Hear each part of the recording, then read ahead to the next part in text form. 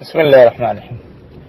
حذیفہ، یہ جو آپ نے خضر علیہ السلام کے بارے میں سوال کیا ہے تو پہلے تھوڑا سا ان کا تعارف کرایا جائے۔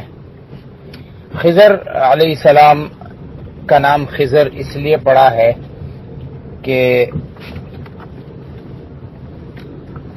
یہ جہاں بیٹھتے تھے اللہ کے حکم سے، ان کی برکت سے وہ جگہ ہری بھری ہو جاتی تھی۔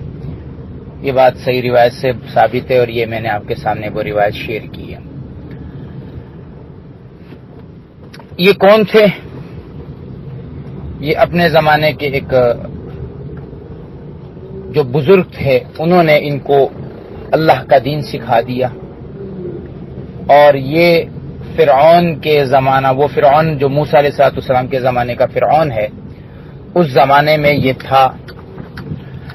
اس نے اپنے زمانے کے بزرگ سے جو اس زمانے میں دین نے حق پر تھے ان سے دین سیکھا، اور پھر اس دین پر عمل کرنے لگے۔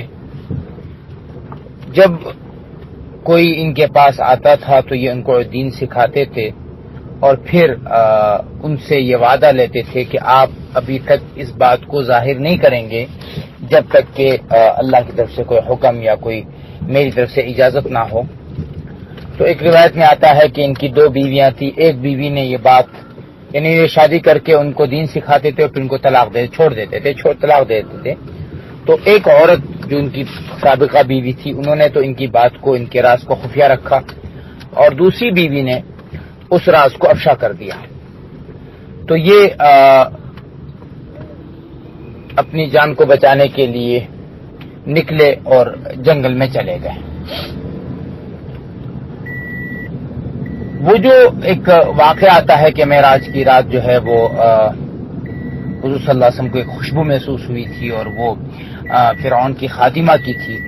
تو ان روایات سے ان روایات کو جب جوڑا جائے تو یہ پتہ چلتا ہے کہ یہ جو خادمہ تھی یہ وہی عورت تھی جنہوں نے خضر علیہ السلام کے معاملے کو چھپایا ہوا تھا اور کسی کے سامنے ظاہر نہیں کیا، لیکن اسی دین پہ رہی۔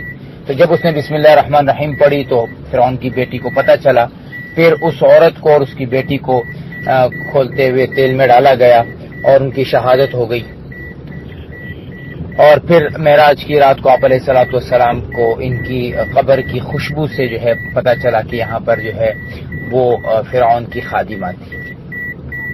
یہاں تک تو ان کا تعارف ہے۔ یہ روایت اگرچہ سندن ضعیف بھی ہے، لیکن یہ ایک واقعہ ان کے متعلق ملتا ہے روایتوں میں، اور اس روایت کو علماء نے منکر یا باطل یا موضوع قرار نہیں دیا ہے۔ موسیٰ علیہ السلام کے ساتھ جو ان کا واقعہ ہے، جس کو قرآن نے بھی ذکر کیا ہے، اور وہ 15 سپارے کے اخیر میں شروع ہوتا ہے، 16 سپارے کا کچھ حصہ بھی اس میں شامل ہوتا ہے۔ اس کے بارے میں صحیح روایات موجود ہیں، اور صحیح روایت میں بات ثابت ہے کہ حضرت خضر علیہ السلام اور حضرت موسیٰ علیہ السلام کی آپس میں ملاقات ہوئی تھی، اور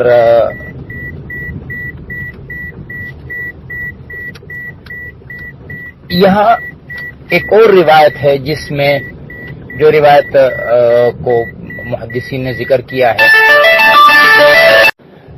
دوسری روایت حضرت خضر علیہ السلام کے بارے میں یہ ہے کہ آپ ایک مرتبہ ایک بازار میں گزر رہے تھے تو کسی نے آپ سے اللہ کے نام پہ مانگا، تو وہ لمبا واقعہ ہے کہ آپ نے انکار کیا، کچھ نہیں ہے، پھر اس نے اللہ کے نام پہ مانگا تو آپ نے کہا کہ مجھے آپ اپنا غلام بنا کر بیچ دو اور اپنی ضرورتیں پوری کرو۔ تو اس شخص نے ان کو غلام کے طور پہ جا کے بازار میں پیش کیا اور ان کو بیچ ڈالا۔ جو خریدنے والا تھا انہوں نے آپ کو دیکھا، آپ کی شخصیت سے وہ کافی متاثر ہوا اور کہنے لگے کہ بھائی، تو خضر نے ان سے کہا کہ آپ مجھ سے کام لیجئے، کچھ خدمت لیجئے۔ تو انہوں نے کہا جی بس آپ چھوڑیں خدمت، آپ سے کیا لینے، اب تو یعنی چہرے مورے سے اللہ والے لگتے ہیں۔ مفہوم حدیث جو روایت ہے وہ ذکر کر رہا ہوں، بینی ترجمہ نہیں کر رہا ہوں۔ تو خیر انہوں نے کہا جی یہ دیوار جو ہے وہ آپ ذرا دیوار ٹھیک کر دیجئے گا۔ تو خضر علیہ السلام جو ہے وہ کام کر رہے تھے، اور جو کام ایک دن میں کئی سارے افراد کر سکتے تھے خضر اکیلے کر لیتے تھے۔ تو اس سے انہوں نے پھر پہچانا، انہوں نے کہا کہ یا نبی اللہ۔ تو وہاں سے بھی ایک بات یہ ثابت ہوتی ہے کہ حضرت خضر جو تھے وہ نبی تھے۔ موسیٰ علیہ السلام کا واقعہ تو جسے میں عرض کیا کہ وہاں سے نبوت کا ثبوت ہے، وہاں سے ثبوت خضر علیہ السلام کا۔ تو جو روایات ہیں جو اس قابل ہیں کہ جن کو بیان کیا جائے یا جن سے استدلال پکڑا جائے، وہ تمام روایات خضر علیہ الصلوۃ والسلام کو ایک مخصوص زمانے کے ساتھ ایک نبی کی صورت میں پیش کرتے ہیں۔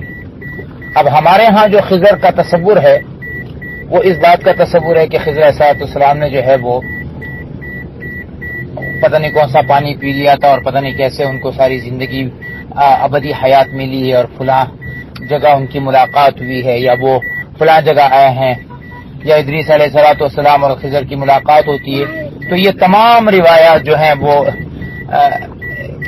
کسی پر باطل کا حکم ہے، کسی پر موضوع کا حکم ہے، کسی پر منکر کا حکم ہے، کسی پر مطلب ایسے احکامات ہیں کہ ان روایتوں کو قبول نہیں کیا جا سکتا ہے۔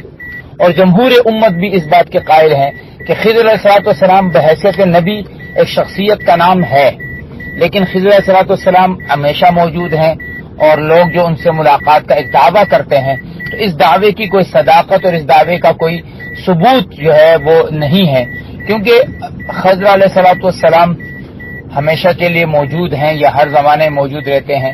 اس کے لیے یہ ایک اتنا بڑا واقعہ ہے کہ یا تو قرآن اس بارے میں کچھ کہتا یا پھر احادیث نبی کریم صلی اللہ علیہ وسلم بارے میں واضح بات فرماتی۔ احادیث نے جتنی بات فرمائی ہے، آپ علیہ السلام نے جتنی وضاحت ان کے بارے میں فرما دی، کیونکہ قرآن نے مختصراً ان کے بارے میں بتایا، ان کا نام اور ان کے بارے میں جو بھی بتانا تھا وہ آپ علیہ السلام نے بتا دیا، لیکن کہیں پر بھی یہ تذکرہ آپ علیہ السلام کی حدیث سے نہیں ملتا کہ حضرت خضر علیہ السلام جو ہے وہ ہمیشہ کے لیے رہیں گے اور لوگوں کی ملاقاتیں ہوں گی۔ اب اگر کسی شخص کا دعویٰ ہے کہ ان کی ملاقات ہوئی ہے تو وہ ملاقات اگر خواب میں ہے تو اس بات کو مانا جاتا ہے، اور اگر وہ کہتے ہیں کہ نہیں میں نے اپنی جیتی جاگتی آنکھوں سے جو ہے وہ خضر سے ملاقات کی ہے، تو بھائی اس بات کا جو قائل ہے وہی اس بات کا جواب دہی ہے۔ ہمارے نزدیک ایسی بات کا ہونا بظاہر یہ ممکن نہیں ہے، واللہ اعلم۔